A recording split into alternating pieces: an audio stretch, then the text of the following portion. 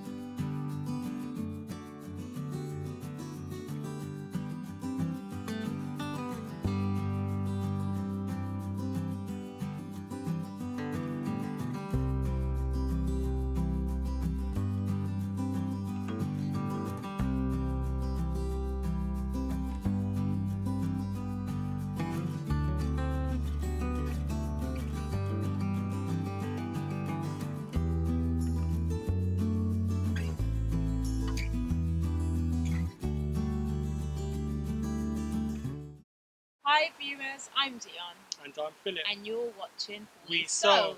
And on today's episode we're going to be taking you on a late season allotment tour. And this season has had its challenges because we had some quite unseasonal weather during the summer. And so there was so much rain constantly. And the natural consequence of that is you get lots of slugs, as well as other problems that too much rain brings. But nonetheless, we've had a mixture of successes and failures. And we thought we'd just share them both with you guys today. Yeah, and we've just been trying to work hard and we've been claiming God's promises. And we've customised the promise taken from 1 Corinthians 3, verses 6 and 7. And we've personalised it a little bit to say, Philip plants, I water, but God provides the increase. And that has certainly been done. So, despite all the challenges that we've faced this year, God has definitely provided, and we are reaping the benefits. So come with us as we take you on this journey. Let's go. So I've got my trusty container because I might need to do a little haul as we're talking. But over here we have beans, lots of runner beans. Look down here, they're growing. They're a great size, really nice size these beans are. And they're really, really nice in stir fries. They're absolutely lovely. So we've had a really good haul of these beans. And they just keep on growing. We've done quite a lot of companion planting in this bed. So over here we've got our purple pole beans, but unfortunately the slugs have decapitated these beans, so we've only got a few growing. And then underneath we've got cucumbers coming through. Quite a few cucumbers that have been planted in this bed. And next to that we have tomatoes. Lots and lots of tomatoes. The weather really hasn't been that great this year. So by now we would have expected our tomatoes to have all turned red, but that hasn't happened. We've got a few different varieties in this bed. So over here we've got our black tomatoes, and they're absolutely delicious. And then we have these are like cherry tomatoes. And then we've got another variety of tomatoes.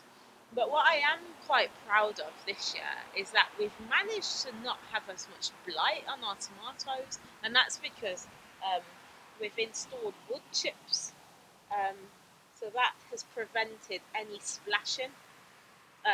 So when it rains, it doesn't splash onto the plant and onto the fruit, and it hasn't caused blight. So that's a real top tip for you guys that are sowing tomatoes. Put wood chips down, and also when it is the heavy rain season, you can also put kind of see-through bags over the tomatoes as well, and that will also prevent blight. So those two approaches has really worked in our favour this year. So yeah, this is bed number 1, and we've got our brassica bed right here, where we're growing different types of kale, cabbage, broccoli as well, and everything's growing abundantly. We're really reaping the benefits of our brassica bed. And this year we've added to our brassica bed tender stemmed broccoli and cauliflower. So we've harvested tender stemmed broccoli already, but we look forward to eating some delicious cauliflower. Over here we had garlic planted, which we've since harvested, and we reaped an abundant supply of garlic. It's been a really good year for garlic this year. So we had a few excess plants, so we have just put in some more tomatoes. These ones are ready, so I might as well pick these. Absolutely lovely tomatoes. Um, and we tried a little experiment in this bed. And our experiment has kind of failed this year, unfortunately. So just over here, we've got melons, but we're not. I don't really think that the melons are really going to come through this year, unfortunately. But these tomatoes are really nice, and they just make the food look really bright and colourful. Look at this, a real abundant supply. So down here we have got our onion bed. These went in quite late, so they weren't really able to grow in size, but nonetheless we're happy that we've got a few onions to see us through the winter months. These are definitely now ready to harvest, um, so we will be doing that shortly. So over here it just smells so good because we have basil, and we've got two different types. So we've got just a traditional basil, which is green, and then we also have the purple variety as well. Unfortunately, at the start of the season, because of the poor weather, our slugs just completely decapitated our basil. But it seems to have grown back because Philip went online and found these slug collars, and they really seem to have protected the plants. So that was a really good find, and another top tip on how to, prevent slugs from eating all of your food. Try slug collars because it's really been effective in this bed. So this bed has carrots, and again, slugs really went to town on our carrots, unfortunately. But we also had leeks in here, but we didn't harvest any leeks because the slugs got to them first. So it hasn't been that great, but we still have a few, so we're grateful for that. And we'll be eating a few carrots from the allotment. Right next door, we have a few more leeks, and we have beets, lots of beetroot. That one looks ready, so I can harvest that one. So that's a decent size. It's a nice beet. But yeah, so the beetroot was sown in different waves. So we have been eating quite a lot of beetroot, but now there's like quite a lot of smaller ones because they were sown later on. But yeah, beetroot is really good, and we've really enjoyed eating it. And I just wanted to show you that one of our beetroots has bolted this year, so we're going to try to collect the seeds from this for next year. So this bed makes me feel really short. The corn has just grown so much. It's at least 7 feet tall. It makes me feel really short. So yeah, in this bed we've got corn. We've started harvesting our corn as well, and we also have some beans as well at the bottom. And this bed has peppers. You can see them coming through. I don't think we're gonna get enough for a full harvest this year because we're quite late in the season, but we will dig up and have these in a pot, and we'll kind of keep them alive over winter so that we can plant them out next year. In this bed as well, over here we have aubergines.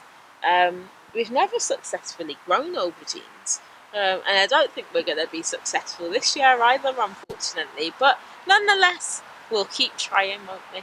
It's officially started raining, but we're so determined to finish this video off because you guys have been asking us for content. So I'm just going to keep going with my hood on. Okay, over here is a bit of an experiment. We've got artichokes growing. So artichokes are really expensive in the store. So we've got quite a lot going on. And I'm just hoping that we'll have a successful harvest. This bed, this is like our bean bed. So we've got quite a lot of different types of beans growing. This is a Bortoli variety. Absolutely really enjoy cooking with these in stews. They're really good in stews. And just behind you've got fava beans, but they're starting to die off now. But you can make falafels, like traditional falafels and things like that with fava beans. And down here we've got callaloo, also known as amaranth. This is a really great plant.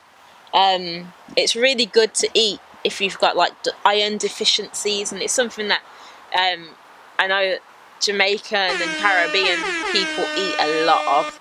So with the callaloo, you just literally take the leaves off like this.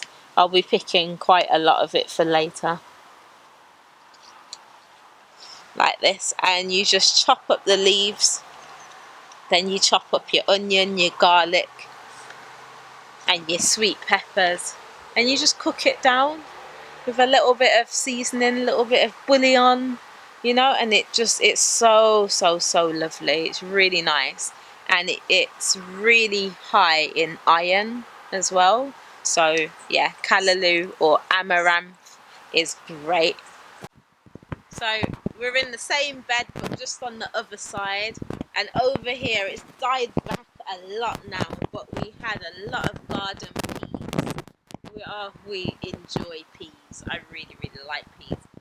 So what we've done is we've harvested the majority of the garden peas, and the rest of the plants we didn't harvest are still in the bed and have dried down, so we can collect them to sow next year. We did also plant butternut squash from seed in between the peas, and we've never had it grow successfully, but this year it's worked. So if you follow us on Instagram, you would have seen when we started planting the potatoes. Well, they're now ready to be harvested. I believe we will have an abundant harvest of potatoes this year. Philip has done an experiment where he planted the edamame in between the rows. We have had some grow, but not as well, so we won't be doing that again. But you know what they say, you live and you learn. Down here we've got sweet potatoes. We had to buy a brand new cloche for our sweet potatoes because the local wildlife came and destroyed our old cloche. So yeah, we've got sweet potatoes, and we need to check those to see whether or not they're ready for harvest. And then just over here, my favourite bush, which is the elderflower elderberry bush. We've got elderberries that desperately need harvesting, so I'm going to do that shortly. And what we can do is make a lovely elderberry syrup with that. And over in this section here is where we grow our soft fruit. And as mentioned in previous videos, we grow blackberries, raspberries, and also strawberries. And in this bed, which is directly in front, is where we have our strawberries, which we grew from some seeds that we collected from a fruit that we enjoyed quite a lot. And this summer, it was just producing so much fruit. Every time we came down to the allotment, we were able to fill up containers full. Aside from the strawberries, in this section here, we also have blackberry, and this blackberry is the one which in the previous part of the season I had cut it right back, and we've been fortunate in that by just keeping it small, cutting it back quite hard, it's been able to stay small and also produce a lot of fruit. And as you can see, these are the canes. And the important thing with these is just to make sure that they're cut back each year, right back, so that only 1 year old canes remain in order to produce fruit, because fruit is always on the 1 year old canes. And behind me is where we have the other strawberry bed. And this strawberry bed has a mixture of different varieties of strawberries that we have. And it was this larger bed that had the largest amount of fruit. So much so that we were producing a large amount of fruit, filling containers each time we came down to the allotment. Um, and next to this bed, however, is where I have the raspberry canes. And these raspberry canes grew so much this year that we actually, for the first time, had to tie them right together in order to prevent them from falling over. And as you can see, it's just absolutely laden with fruit. And the great thing about the raspberry canes is the fact that they'll keep on going right up until October, producing us fruit. And once again, we were getting so much fruit that we always had to keep picking each visit to the allotment. And in this bed to the right hand side of me is where we have what we like to call our Four Sisters garden. And that's because we've planted our squash plants, our beans, our corn, and also this year we have our sunflower plants in here. Now, the interesting thing with this is that you can see this sunflower has grown pretty tall, definitely over 6 feet.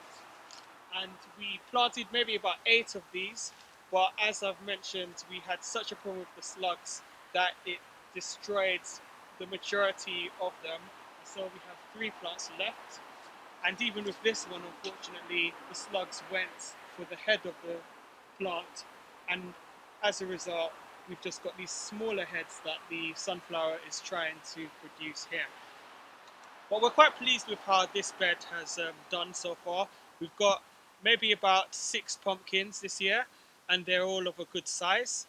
And the interesting thing as well is that we made some changes to how we fertilize the pumpkins this year. And if we go around, we can see that they've absolutely gone crazy to the point where the pumpkin plants have taken over this whole section and have been growing right up and towards the fence line. Aside from the success of the pumpkins, what we're quite happy about as well is the corn which we have. And this is the new variety which I said we were going to try earlier in the season. And this is the Damayan corn, which is supposed to have a higher sweetness without losing its flavour after the first day of ripening. And so we're quite excited about this, and we've already been harvesting from it, and we've had some nice big juicy cobs, and we'll just see how it goes with the rest of the other corn plants.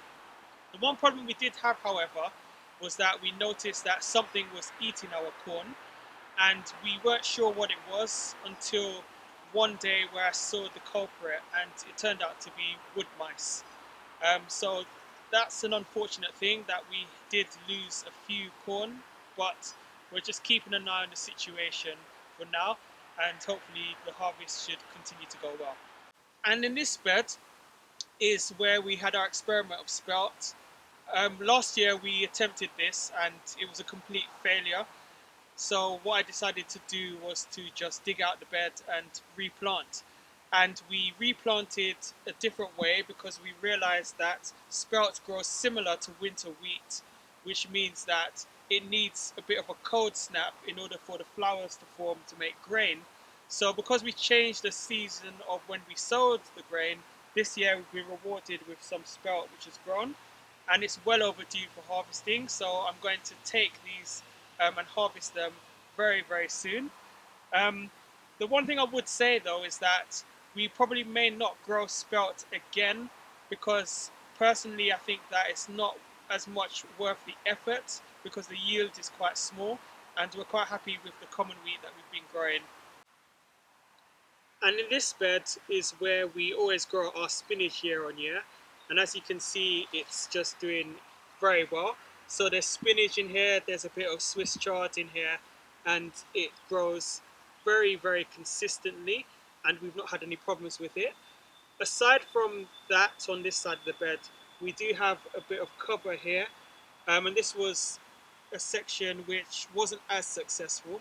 So we grew some regular spinach, which you can see on the right hand side, which has been growing absolutely fine. And it benefits from the cover because the pigeons normally go after it. But we also did try some lamb's lettuce, and we also tried some regular lettuce.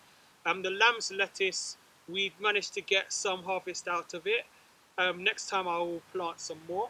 But the regular lettuce, despite everything we tried to protect it, slug traps didn't work, copper didn't work, sheep's wool didn't work, not even these slug collars. So we're going to just abandon the idea of growing our salad vegetables in this section, and just maybe keep this variety of spinach under cover and just fill the whole spot.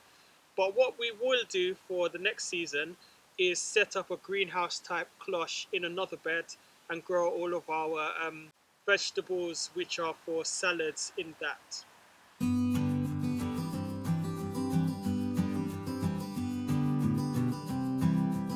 So we're over here on the second allotment plot, and behind me what you can see is our rosemary bush, and we quite love this bush because it's a very reliable source of our herb for our cooking, and we always are able to have a constant and abundant supply for the table.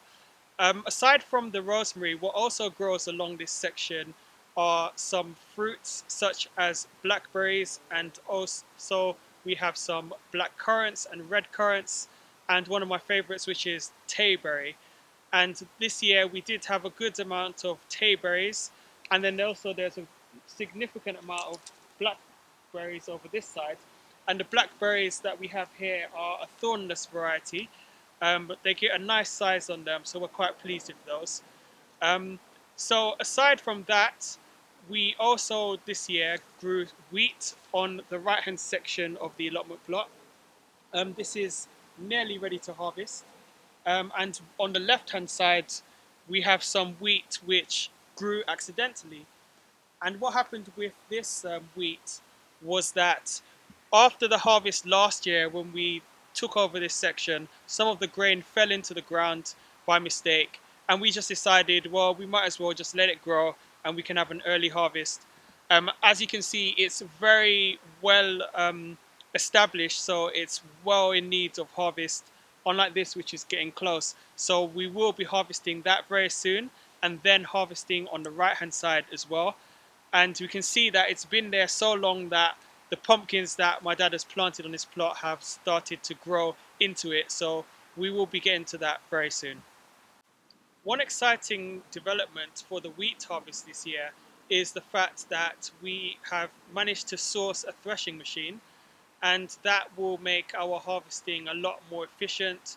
We'll be able to do this at scale and be able to thresh a large amount of wheat in a much shorter period of time, because in previous years we just used our Vitamix blender to do it, and whilst it's good for small quantities, it's very laborious, it takes a very long time, and the machine tends to overheat. So the threshing machine that we managed to source has finally come after nearly a year of trying to get it into the country, and it is a foot powered thresher. We look forward to showing you how it works. Thanks for watching. That's it for now. Don't forget to like, comment, subscribe, and share this video. Thank you. Bye.